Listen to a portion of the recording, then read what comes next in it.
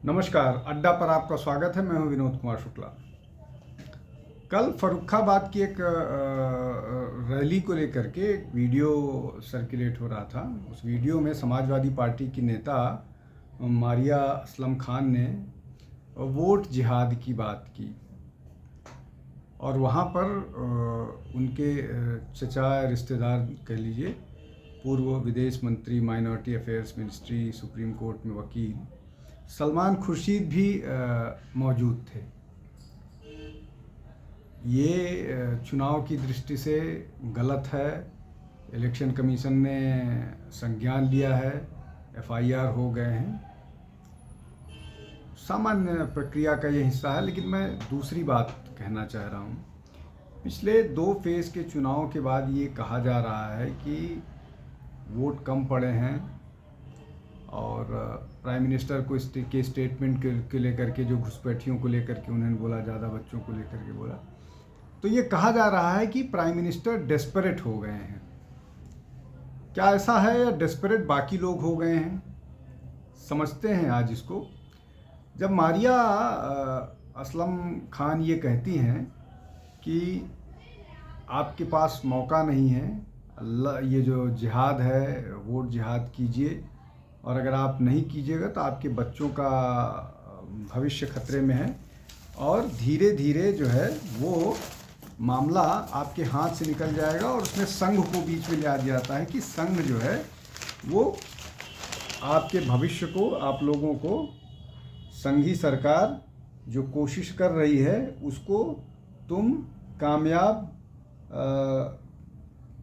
करने का काम करोगे अगर वोट जिहाद नहीं करोगे।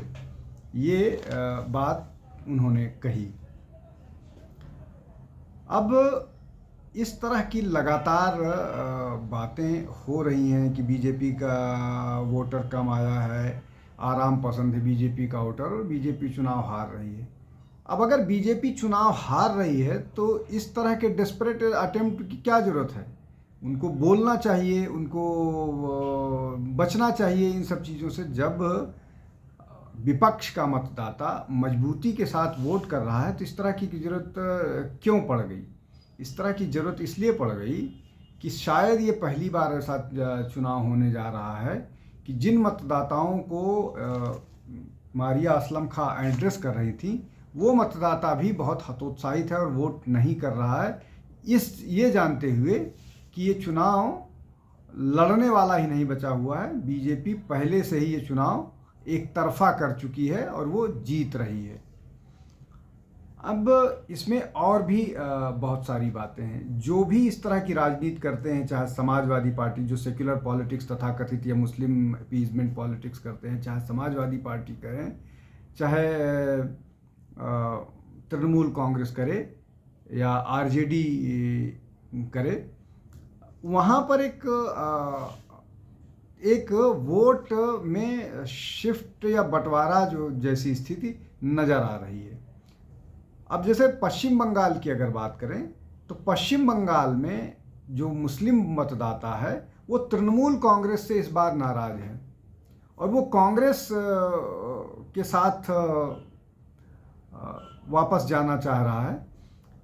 एक और पिछले कुछ दिनों में नैरेटिव आया है कि कोई भी राजनीतिक दल अगर मुसलमानों की मदद कर सकता है तो वो कांग्रेस है, इसलिए कि कांग्रेस पूरे देश में उसका कम से कम रिप्रेजेंटेशन है।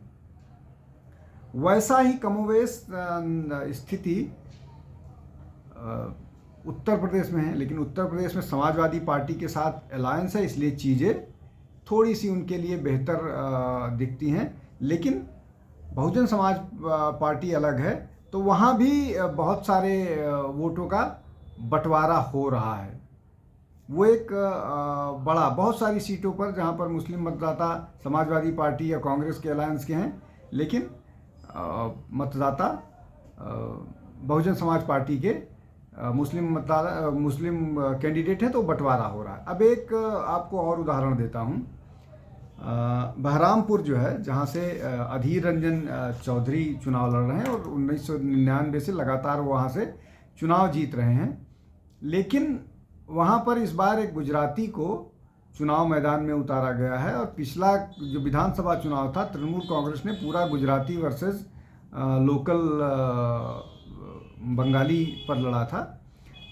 अब वहाँ पर उस कॉन्स्टिट्यूंसी में, बुरहानपुर कॉन्स्टिट्यूंसी में लगभग 66% मुस्लिम है, लेकिन वहाँ का मतदाता कांग्रेस को वोट करता हुआ नजर आ रहा है। जिस तरह की रिपोर्ट आ रही हैं कि वहाँ का मतदाता अधीर रंजन के साथ खड़ा है।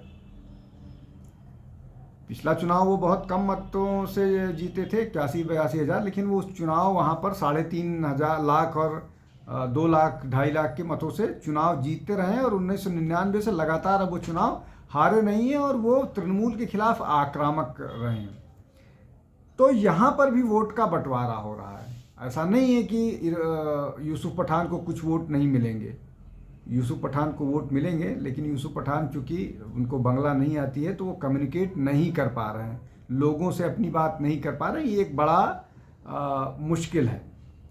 बीजेपी की जो आलोचना होती थी, बीजेपी ज़्यादातर बंगला भाषी लोगों को उतारता था या उन लोगों को उतारता था जो बाहर के कहने के लिए तो हैं लेकिन वो लंबे समय से पश्चिम बंगाल में रह रहे हैं और उनको बंगाली आती। खैर, आज बंगाली और उसकी बात नहीं करेंगे। आज ये जो मसला है कि किसका वोटर नहीं आ रहा है उसकी बात करें। अब पश्चिम बंगाल में भी वोट कम पड़े हैं, तमिलनाडु में भी वोट कम पड़े हैं। अब ये दोनों तो बीजेपी रूल्ड स्टेट नहीं हैं। यहाँ पर क्या इसके मायने निकाले जाने चाहिए? क्या यहाँ पर तृणमूल कांग्रेस के कैंडिडेट्स हार रहे हैं? तो ये एक बड़ा वो है। अब अगर जो समाजवादी पार्टी के नेता मारिया आलम की बात करें या बहरामपुर की बात करें या आप हैदराबाद की बात करें, हैदराबाद में भी कमोवेश स्थिति ऐसी है। वहाँ पर भी वोट डिवाइड हो रहा है। कांग्रेस ने वहाँ पर एक लोकल कैंडिडेट को खड़ा कर दिया है।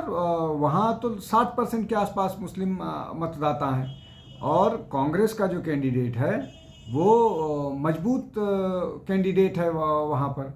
और अगर वो वोट काटने में सफल हो गया मुसलमानों का तो असदुद्दीन ओवैसी के लिए मुश्किल हो जाएगी। और असदुद्दीन ओवैसी इतना डरे हुए हैं, अगर 60% लोकसभा वाली सीट पर असदुद्दीन ओवैसी को कॉन्फिडेंस नहीं है और उन्होंने अपने भाई अकबरुद्दीन ओवैसी को भी वहाँ से नॉमिनेशन कराया। उनको इस बात का डर था कि कांग्रेस अपना कैंडिडेट खड़ा कर सकती है, मुस्लिम कैंडिडेट खड़ा कर सकती है और बहुत सारे मुसलमान, विशेष रूप से महिलाएं, बीजेपी को वोट कर सकती हैं। इसलिए डर भी है और वो अपना इस तरह का कैंडिडेट, मुसलमान वोटों के विभाजन का भी डर है और बहुत सारे मुसलमान वोटों के छंटने का भी डर है। और जो फेक वोट थे लगभग 5.5 लाख, 5,40,000 वो कैंसिल किए गए हैं, वो एक डर है। ये डर उत्तर प्रदेश में भी है, ये डर पश्चिम बंगाल में भी है, ये डर बिहार में भी है। तो डर किसको है? अगर बीजेपी को का मत कम पड़ा, अगर टोटल मत कम पड़ा और एनडीए चुनाव हार रही है और पीएम अमित शाह, नड्डा जी, राजनाथ जी डेस्परेशन में बोल रहे हैं, तो क्या मारिया असलम खान या असदुद्दीन ओवैसी जो मीट शॉप पर जाते हैं और जिस तरह की बात करते हैं, वो निश्चित तौर पर दिखाता है कितना डेस्परेट नज़र आ रहे हैं। अब जिन मैं प्रदेशों की बात कर रहा हूँ, इन प्रदेशों के अलावा आप महाराष्ट्र में जाइए।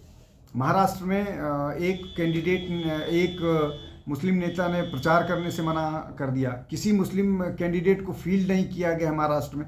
महाराष्ट्र में लगभग 13-14% के आसपास मुसलमान हैं और लगभग 5 कॉन्स्टिट्यूंसी ऐसी हैं जहां 20 के आसपास पॉपुलेशन है मुस्लिम्स का कॉन्स्टिट्यूंसीज में। वहाँ भी ये ऐसी स्थिति है। तो क्या ये मुस्लिम वोट के डिवीज़न के कारण उन्होंने किसी मुस्लिम को किसी पार्टी ने नहीं उतारा? तो डर किसको है? क्या ये डर जो है ये केवल बीजेपी का है। चुनाव के परिणाम जब तक नहीं आते हैं तब तक सबको डरना चाहिए। जनता क्या फैसला करती है उस फैसले पर, जनता के प्रूडेंस पर, जनता का जो निर्णय है उस निर्णय और वोट की ताकत से सबको डरना चाहिए। और अगर ये डर बीजेपी में है ऐसा विपक्ष कह रहा है, तो ये जो डर मारिया आलम का है या असदुद्दीन ओवैसी का है या तृणमूल कांग्रेस की नेता ममता बनर्जी का है कि मुस्लिम वोट उसे छिटक रहा है और वो कस्में दे रही हैं और जिहाद की बात कर रही हैं, काफिर की बात कर रही हैं, तो ये डर सबके लिए बढ़िया है। आज के लिए इतना ही। आप हमारे साथ जुड़िए, हमको ज्वाइन कीजिए, अपने दोस्तों के साथ अड्डा पर आइए, ज़्यादा से ज़्यादा हमको लोगों तक पहुंचने में मदद कीजिए। सब्सक्राइब कीजिए हमारा चैनल, बेल आइकन दबाइए जिससे आपको नोटिफिकेशन मिलता रहे, जिससे हम जब भी नया वीडियो बनाएं आप तक पहुंचे। बहुत बहुत धन्यवाद। नमस्कार।